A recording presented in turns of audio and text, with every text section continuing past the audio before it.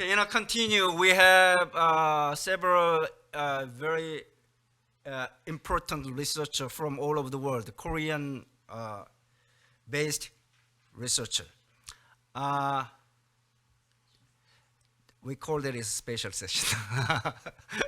Okay, Jiyong, Professor Park.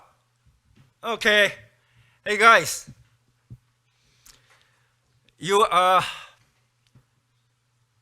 We are Korean. Let's talk in Korean. Hello, Sangwon, Oh, Jinwon, and Minu, and Songsu, hello. and Jiyong. Hello, everyone. Where is Hello, everyone. JK? 뉴질랜드 사람이 안 보이네요. Okay, so actually, for the convenience dialogue, I inviting the Korean professors from all over the world, but a few foreign participants here, so no choice but to use international language. So from now on, we can be able to verify their language capability and skills, and then we can feel confidence. If we don't speak it fluently, we can be a professor in the United States or England or other country. This is a huge chance for us to get confidence. Okay, let me go for the Professor Park Jiyong. Are you there? Please sharing his slide. I want share his CV briefly for our audience. Please sharing Park Jiyong's slide. Yes, no. Before. Yes, this is one. Okay, Assistant Professor, Terry College of Business, University of Georgia. His name is Park Jiyong. Before joining the University of Georgia, he was assistant professor at Bryan School of Business and Economics and University of North Carolina, Greensboro. And very surprisingly, he graduated from neighboring school, KAIST.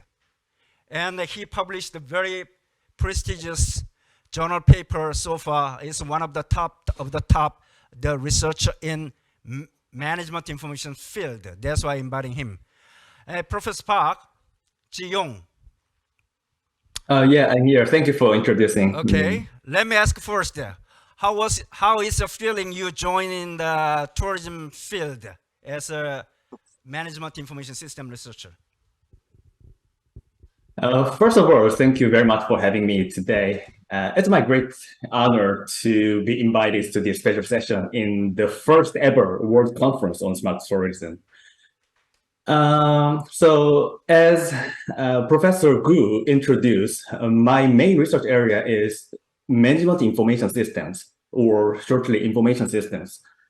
And I fear that there are many, so the smart tourism has something in common with the management information systems in that both areas are interested in how digital technologies transformed our lives and business models and so forth. So, for example, one of the most significant changes in our field, information system disciplines, is about the reversal of the physical reality and digital reality, which we call the ontological reversal. So traditionally, the main role of information systems or digital platforms are to reflect the physical reality in a digital format. So the physical, what I'm saying is that physical reality exists first, and then information systems and digital platforms collect data from the physical world, which can be leveraged for various purposes. However, nowadays, as you know, the digital technologies and AI algorithms will define our experiences, right? Even before our physical reality is determined, right? So in that sense, the digital reality precedes the physical reality. And this phenomenon is also referred to as the computed human experiences. And I believe that such computed human experiences can be a promising topic at the intersection between information systems and smart tourism. As you know, many people nowadays rely on some algorithms like recommendation systems or like ChatGPT to determine where to go, what to eat, and where to stay, and so forth. So those digital technologies will determine the tourism experiences. So I think, yeah, so there should be many interesting topics it's at the intersection between interdisciplinary areas in information system and smart tourism. So that's why I'm very excited to be part of the smart tourism as IS researchers.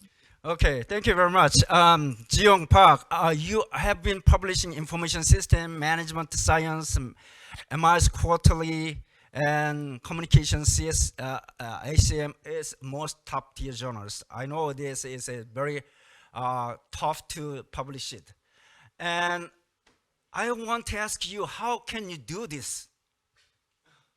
Your brain is different from us? No, no, I think I don't think I'm special, and actually, so all other professors here publish excellent works. So He's so humble, not like me. Okay, yeah, I I'm know just you're a trying humble to researcher. do my best. That's what I do. Okay, let me ask professionally. This is joking, but I will ask you the professional question. Okay, uh, as we already know, the Uber, Airbnb, Facebook, Google, ChatGPT is all about data-driven, companies and generating the data large volumes to the world. And we're heading to the data-driven society and the research field. Everything is about artificial intelligence. As MIS researcher, what is your speculation forward and in the future? Very philosophical question to you. Yeah, right. So it is not easy to answer that question because there could be many different futures and shaped by these digital technologies.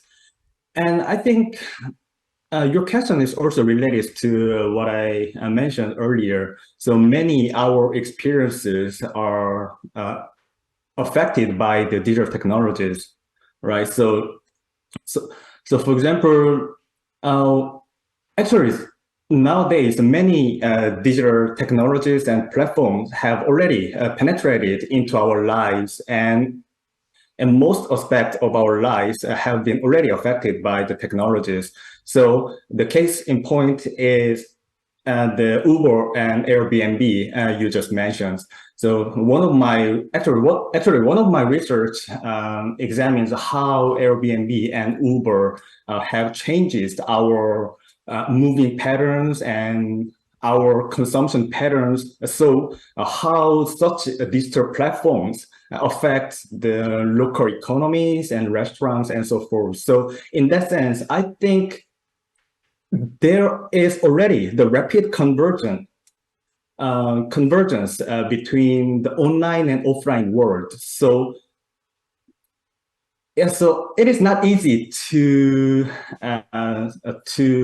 predict what the future would look like in the era of AI, because technologies have evolved so fast. But what I can say confidently is that something will change because of the AI and digital technology. So that's why we as IS and smart tourism researchers should care about the role of digital technologies. Okay, That's what I can say. I know you are the assistant professor You're not yet full professor. Yes, Yeah, so yeah. I think challenge is other knowledge. professors will give better Okay, and much better okay, answers than I me. know that. I know. But one last question. You're the expert of DID, difference in difference, and difference. Can you addressing something the core concept of the DID to our tourism field and the researchers? Oh yeah. All right. So DID stands for the difference in differences, which is one of the most popular methodologies to identify the causative effects. And yeah, actually, so I'd say that the difference in differences, or so difference in differences is one of the quasi-experiment methods that aims at emulating the randomized experiments, which means even without conducting randomized experiments, whether lab or field. So the such quasi experiments like difference in differences, instrument variables, or regression discontinuity, or the synthetic control method, such quasi experiment method allow us to establish the causal relationship as as rigor as we can do using the randomized experiments. So that's why more and more papers have employed such quasi-experimental method, because not all papers, not all research can be done using randomized experiments, right? In many cases, doing experiments is too expensive or sometimes unethical and unpractical. So I believe that the quasi experiment is very important to establish the more rigorous causal relationship of something, and then there should be many application areas to apply such causal experiments, even in smart tourism research. Okay. Okay, Professor Park, I have one last question for you. You are graduated from the KAIST by I, neighboring, yeah. school. So, how can we get a job in the US?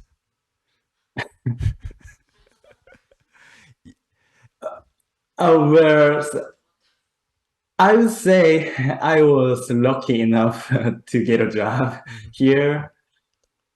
And actually, so it is not easy to answer, but what I can say at this point is that actually, so I think the networking would be important to get a job, even anywhere actually, not in the US, but in the Europe and in the New Zealand, the UK, in any other places. The networking is very important, and I think so.